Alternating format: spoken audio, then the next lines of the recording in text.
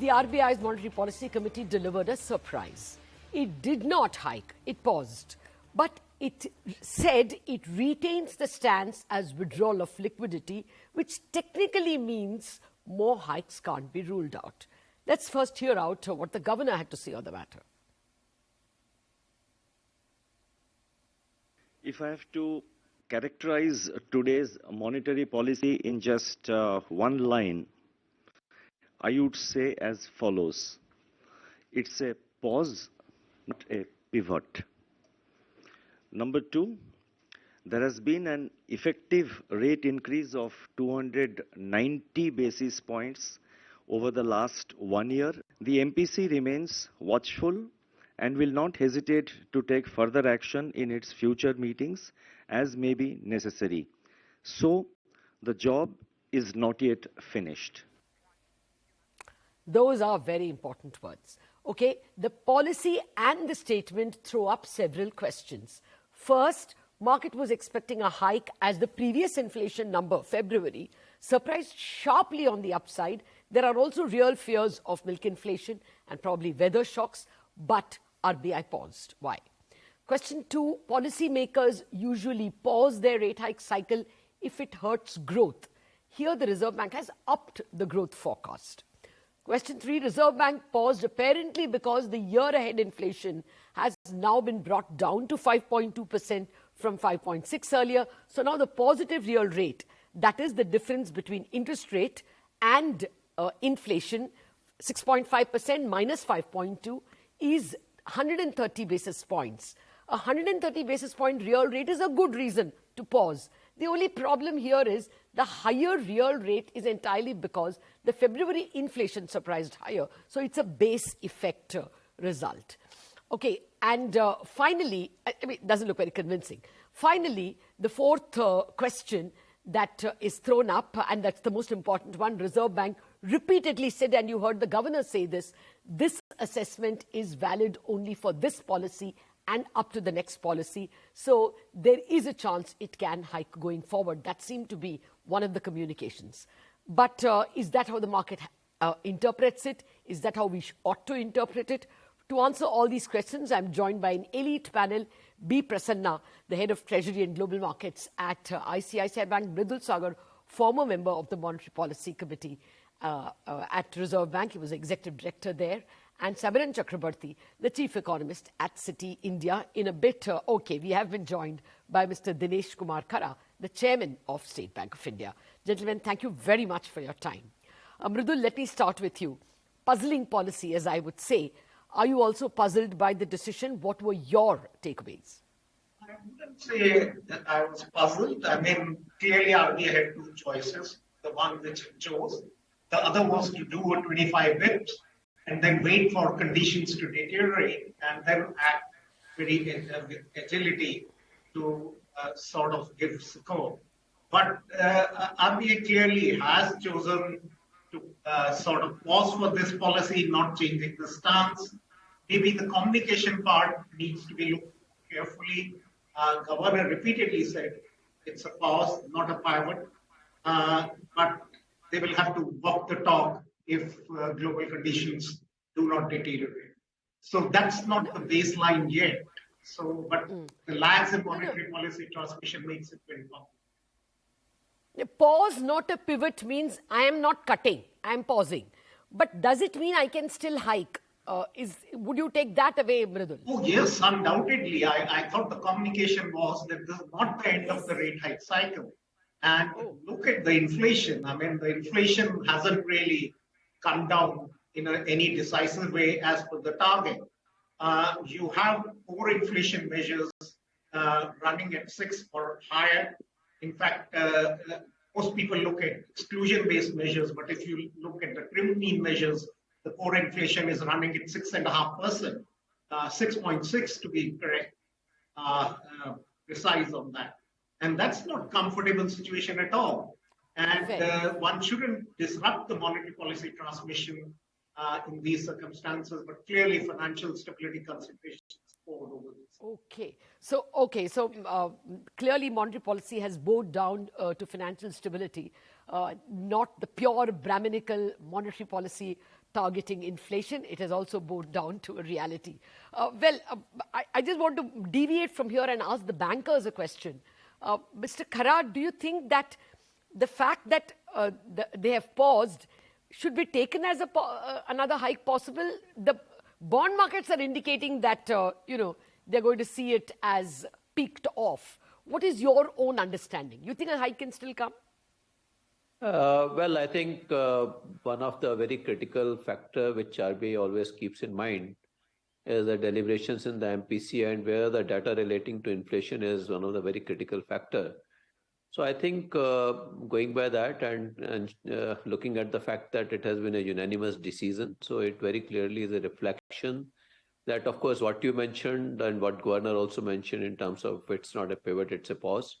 So they are very closely looking into these numbers, and based upon that, they probably felt that in the current scenario, perhaps it is better to pause and see to it how things really pan out. Having said that, we also have to keep in mind the likely trajectory of the inflation. And the CPI inflation, as it is projected to be around 5.2%. Yeah. So I think in the year 23-24, if at all those projections turns out to be the reality, perhaps, we would be in a much better position. But of course, we'll have to probably wait and watch for how the Rabi crops will be. And based upon that, the final outcome will be known. So maybe I think the trends were not very clearly discernible. So that is the reason why RBI has thought in terms of pause. And once the trends becomes discernible, then perhaps there could be some long-term trends which can be seen. This is how I read the situation. Okay, but Prasanna, would you agree? Both you and I want your reaction. The bond market reaction appears to be a long pause, not a hike. So, Lata, I think going into the policy, the expectations were equally split initially, at least between a hawkish pause and a dovish hike. And I think what RBI wanted to deliver was a hawkish pause. And the words spoken by the governor seem to clearly indicate that he didn't want the market to run away with expectations that this is a peak in rate cycle. He is just pausing temporarily. And that's why some of the words that he said that you had repeated at the beginning of the program. But the markets didn't react that way. Yes. So I think what the market is now interpreting it is to say that if you had to increase interest rates, April was the best time in the next 3 or 4 months that you could have increased. You're going to see inflation coming down into the 5% handle over the next 3-4 months. And so I think the interpretation from the market at this point of time is that, okay, you have not hiked now, you're at 6.5. And going forward, inflation projections are coming down, and you're clearly at 130 basis point real rates.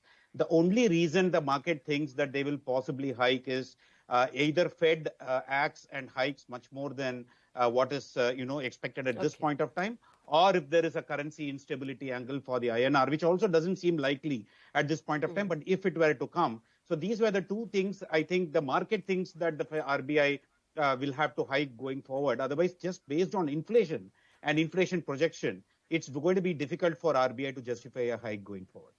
Absolutely. If you don't hike when the last reading is 6.4, why should you hike when the last reading is 5.2? Point taken. Samiran, if you want to comment on the rate trajectory going forward, I'll twist the question to you. Should we now expect a cut? Because at the moment, the positive real rate is 130 basis points. Now, if you go by the MPR, they are saying it is going to become 4.7 to 4.4 year ahead, FY25 numbers. So then the real rate becomes 200 basis points. Logically, therefore, second half should be a cut, isn't it? So, Lata, the way to think about it and where the confusion is why hawkish pause from RBI has been treated as a dovish pause by the markets is that there is significant difference of opinion about what is the inflation rate RBI is trying to achieve. The market seems to be of the view that any number closer to 5% on inflation is good enough. It's within the comfort zone on RBI, and that's okay. Whereas the flexible inflation targeting framework, the medium-term target is 4%. And today, there was, apart from some strong communication, it was not very explicit that whether future monetary policy actions will try to drive inflation towards that 4% mark. Because if you believe in getting to 4%, then the real interest rate needs to be significantly higher than what a neutral rate is. And from that perspective, there is no need for a rate cut anytime soon when inflation forecasts are all closer to 5% over the next year and even 4.5% by RBI's measure for next year as well. So in my view, it's an asymmetric risk. So a rate hike possibility will arise if inflation surprises on the upside in a big way, and a rate cut possibility will arise only if growth surprises on the downside in a big way. Okay, so an extended pause is what you would go with. Okay, let me just come back to the real world for a minute.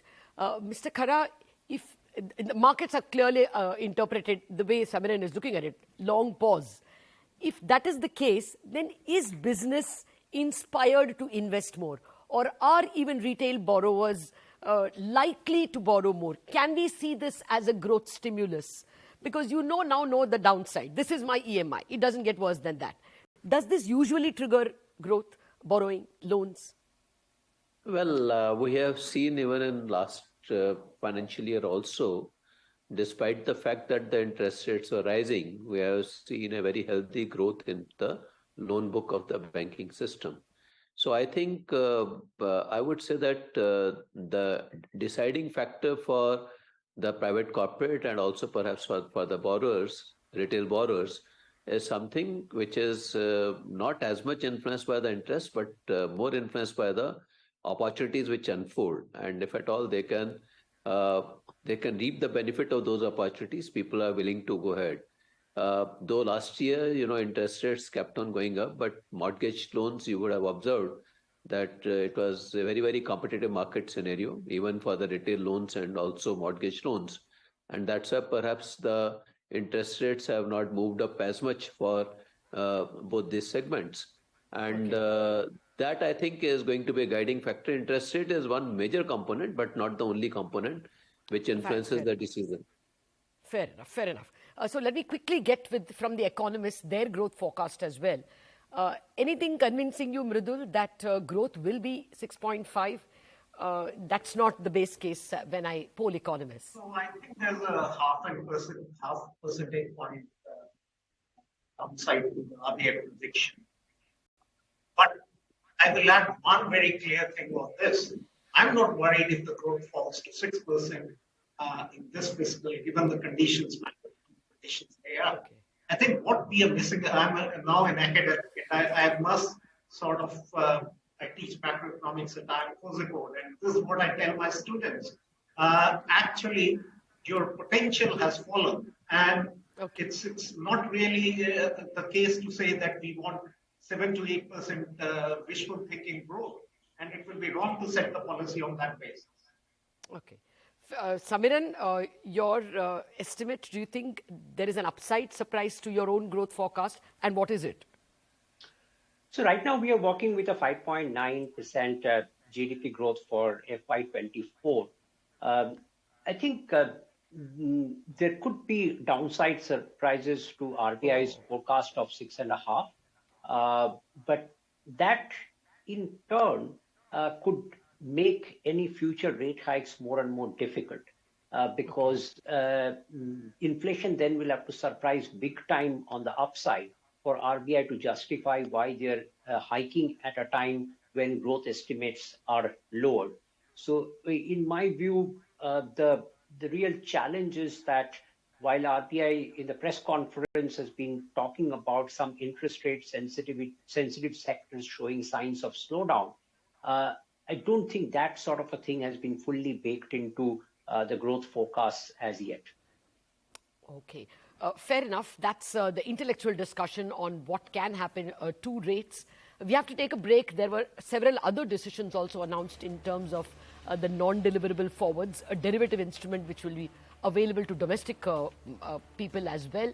And then, of course, the very interesting loans that can be taken on your UPI account. those discussions as well after the break.